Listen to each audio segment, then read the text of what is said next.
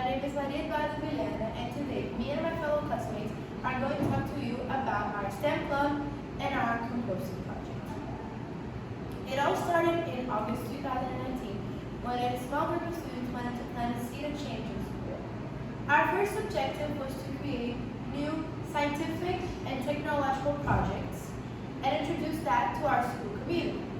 However, since our school has already been to gym once, we thought it would be interesting to show a little bit about our work to a larger audience.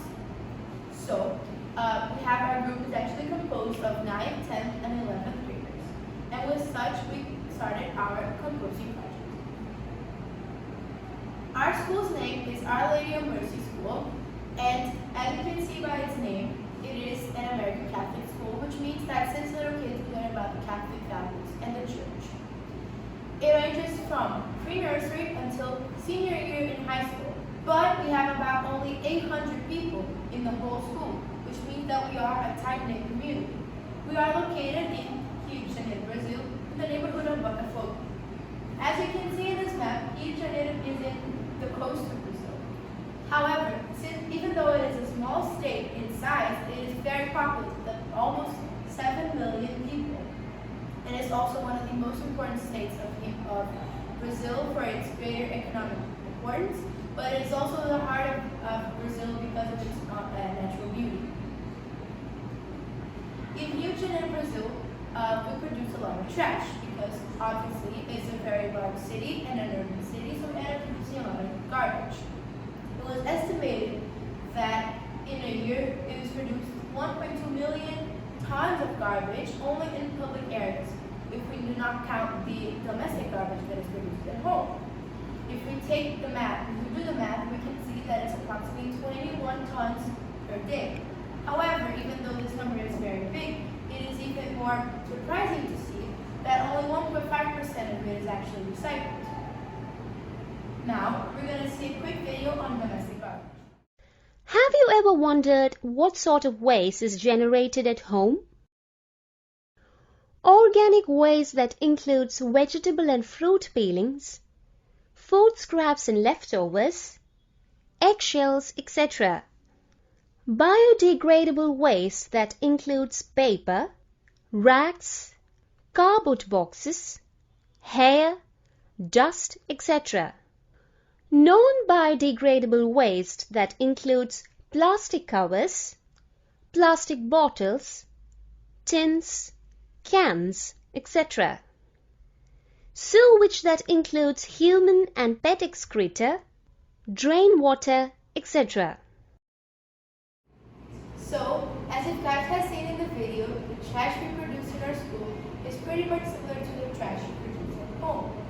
However, since our school has about 800 people, which is much bigger than what a common household would have, and our school doesn't have the habit of recycling the organic trash, this trash actually ends up in landfills where anaerobic bacteria will actually release greenhouse gases that will intensificate the global warming.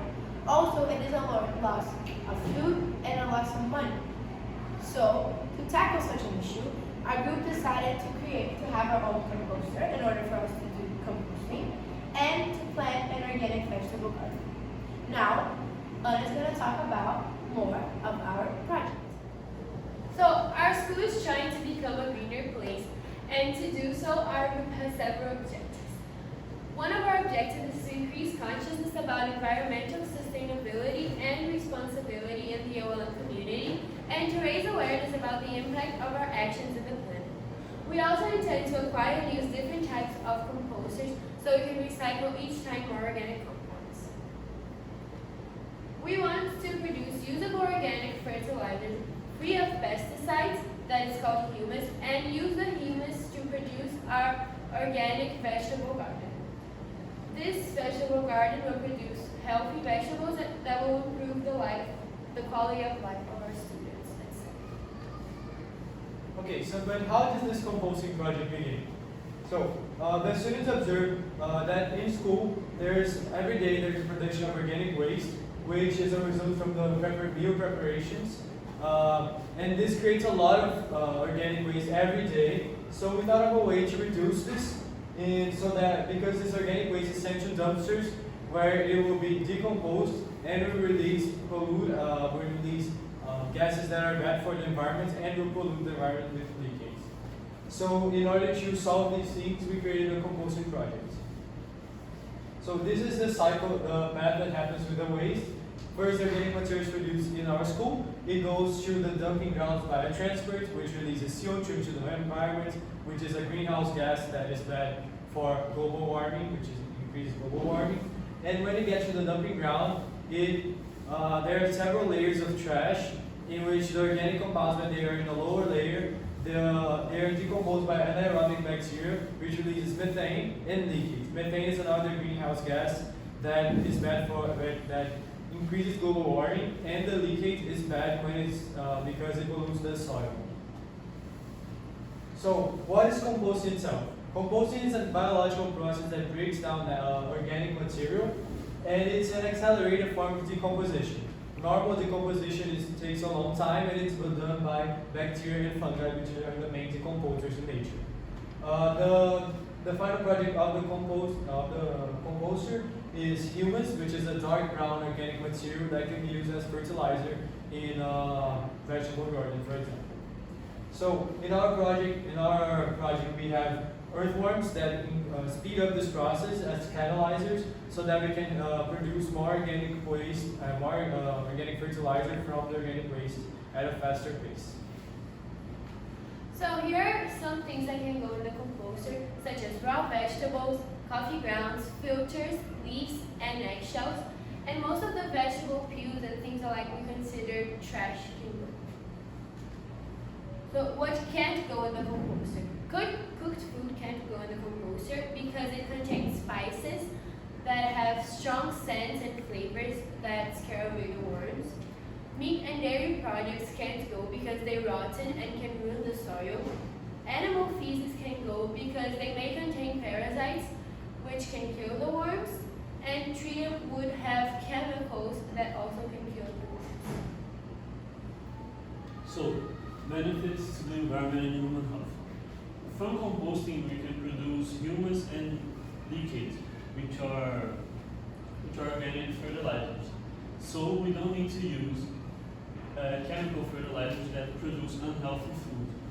And also with composting, we have less pollution because we reduce the emission of methane and carbon dioxide in the atmosphere and the release of leachate in the environment.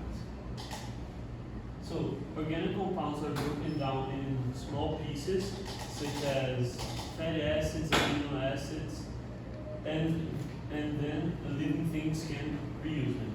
And also, there is no spread of harmful animals because the food is not thrown in dumpsters, nor in the environment. So, the amount of trash produced in the school will be reduced because we will recycle the organic material, and consequently will increase the school's participation in environmental conservation. And also will be affordable because the school will not need to pay for transport of the food waste to the dumpsters, and also the school will not need to buy chemical fertilizer. It is sustainable also because it helps in the production of organic food, produce our own organic fertilizers, and reuse of energy as we get the food that will be wasted and transforms it in organic fertilizer. So our composting project. The composting project is the first recycling system in the school itself. The school also sends materials to companies where they will recycle them, but the composting project is the first one that will be doing it in the school itself. In our school, in the community, we have about 800 people, and we have one composter that can take up the organic waste of about 4 to 6 people at most.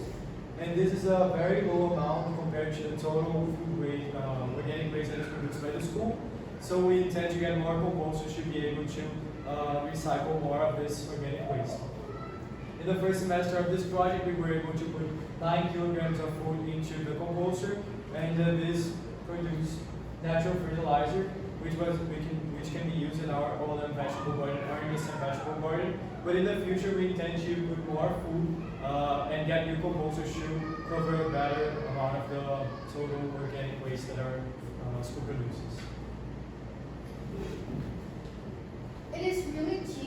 compost, and now I'm going to talk about the step-by-step of compost. So firstly, you have to buy or build your own composter. We bought ours, or you can also reuse a bucket of 3 to 5%. Then you should acquire humus and earthworms. The earthworms that you should be using are the California red ones because they will help the decomposition to be at a faster rate. Then you should get your appropriate food leftovers, so banana peels, vegetable peels, things like that. And you should make sure to chop it really small because it will also help the decomposition to occur faster. You should cover it with dried leaves or untreated wood because this will prevent from humidity and also insects not be attracted to your composter. You should also aerate it at least once a week because the earthworms, they breathe through their skin, so they need to breathe first. While we were developing our project, we had some difficulties. One of them was getting the raw food from the kitchen because many times the people forgot to separate the food for us. So we were left with nothing to give for the worms. And as it was mentioned before, we only had 9 kilograms in 4 months, which is a very low amount of food from what we could get. The reduced school area was also a challenge since it was very difficult for us to find an appropriate area for our composting to be.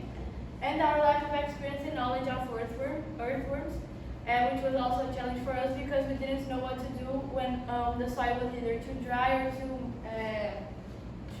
humid. So it was a difficulty. And the last one is the unpredictability of the weather, since we live in a tropical country and the extreme weathers are not appropriate for the worms. Our group made a visit to the botanic garden, and we had the objective of learning how to make our own vegetable garden.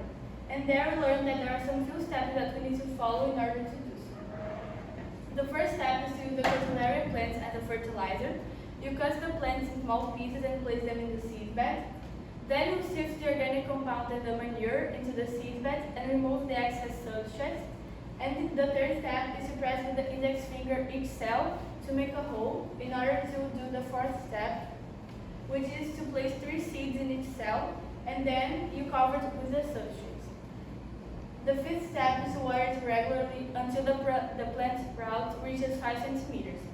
When it reaches this measure, you place it in a small vase, and then the last step is to spread the diluted liquids from the composter in a 1 to 10 water proportion.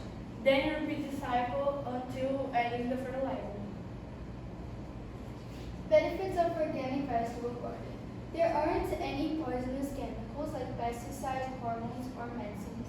So because of that, there aren't any genetic modified organisms. They will assist your environmental conservation because there aren't going to be many gas emissions, as well as it will reduce pollution. This will help to build a healthy soil. We decided that we wanted to expand our project and we wanted to show it to a larger group of people, and thus we decided to show that to our emergency community by introducing kids of the IAM Daycare Center to our project, with having them looking at our composters and what we do in a normal day in school. We also wanted to increase, obviously, the consciousness of our school community. So we did a presentation about our project and the benefits it brings to the environment and the benefits it brings to our school. Our future objective, however, is to expand our project even more, and with that, also develop a bigger vegetable garden in our school because there's not really a lot of greens in our school. So we wanted to actually make our school have more plants and more vegetables so that we can be even more people. Now I'm just going to talk about a little bit more in detail about that.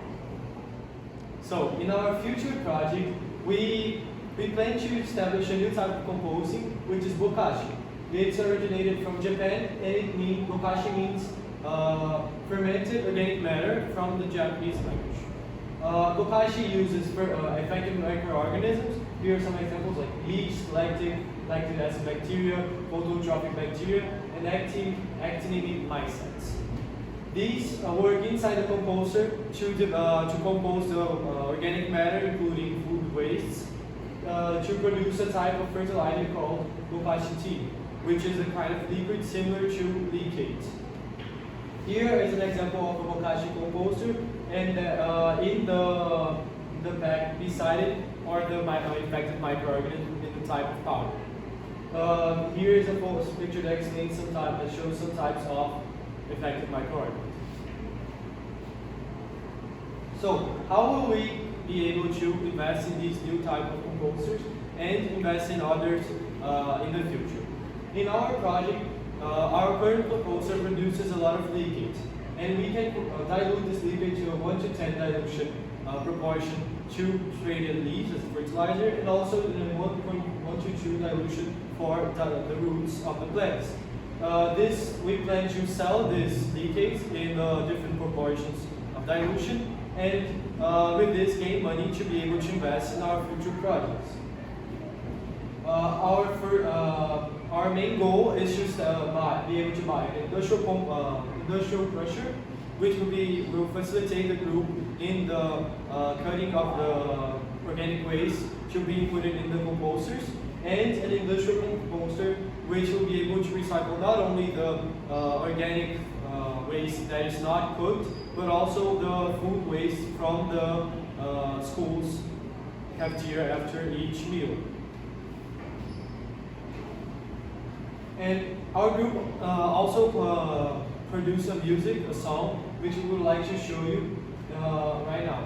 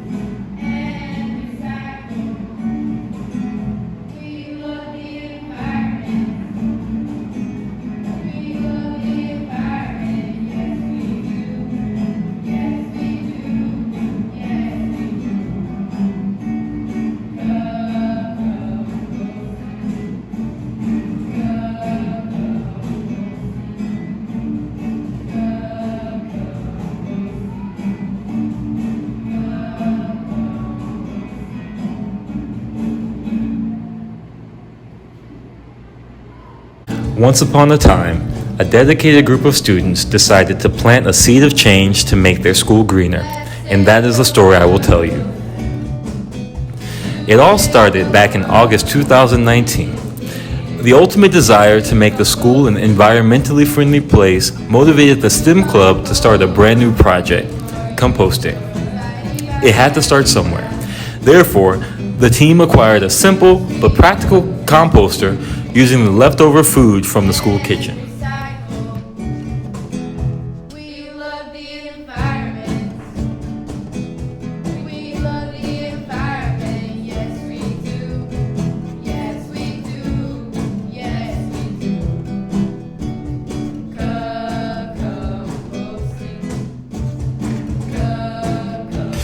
The group worked hard to prepare everything properly. They weighed and cut the food in small pieces so that it was delivered in proper conditions to the worms. This would help the process of composting and would also help the environment. The whole process includes more than simply dealing with the food, for it involves living creatures. To expand their knowledge on this subject, the group made a quick visit to Rio de Janeiro's botanical garden to learn more about the secrets of horticulture. To leave an even bigger ecological footprint behind, they also began another project, the development of the school's first garden, which leads us back to the beginning. If you're curious and want to know more about how all of this was possible, well then, see you all later.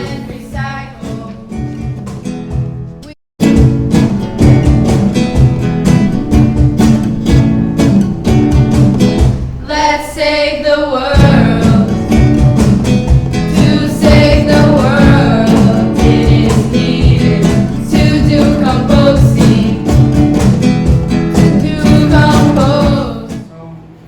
watching our presentation.